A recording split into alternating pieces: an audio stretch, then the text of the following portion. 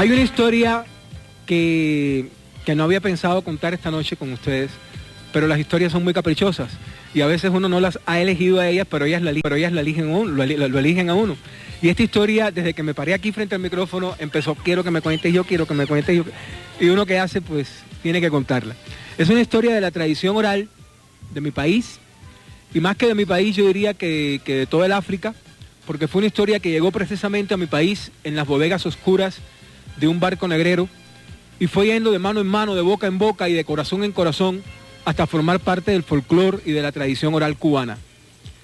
Esta historia se llama La mejor y la peor comida, y encierra muchísimo de la sabiduría de los Yorubá, que fueron los africanos que de manera masiva llegaron a mi país como esclavos. Un buen día, Olofi decidió que había llegado la hora de poner en manos de alguno de sus descendientes el control del mundo y de la vida. Él pensó en su hijo Orula. Era inteligente, creativo, recursivo, audaz, pero tenía un problema. Era joven, demasiado joven, y ante los ojos del gran Orula, la juventud estaba relacionada casi siempre con irresponsabilidad, inconstancia y toda una serie de males que a él no le parecían muy apropiados para semejante responsabilidad.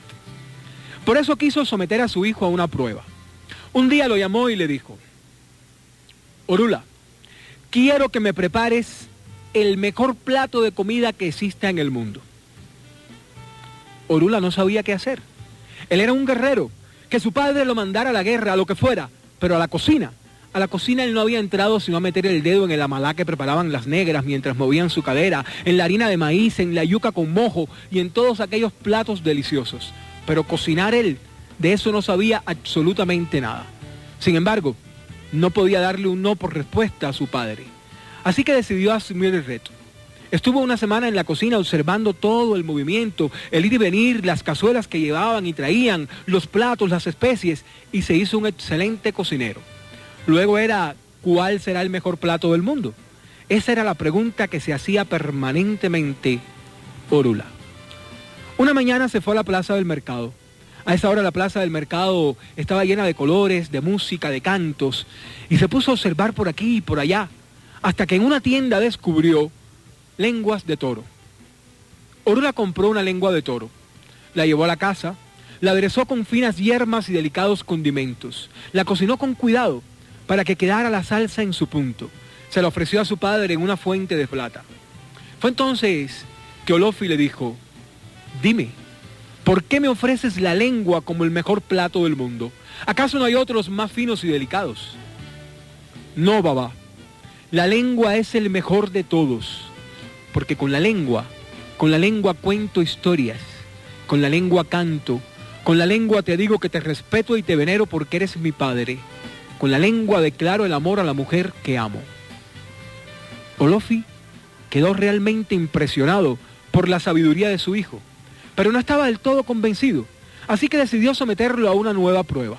Y una semana más tarde, volvió a llamarlo y le pidió que preparara el peor plato del mundo.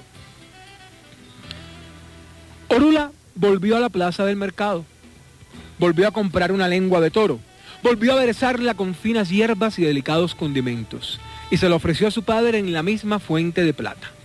Fue entonces que Olofi, sumamente impresionado, le dijo: ¿cómo es posible que hace una semana me ofreciste esa lengua como el mejor plato del mundo y ahora me la estás ofreciendo como el peor de todos? Muy sencillo, babá, porque con la lengua se miente, con la lengua se calumnia, con la lengua se traiciona al amigo, con la lengua se puede hundir a un pueblo.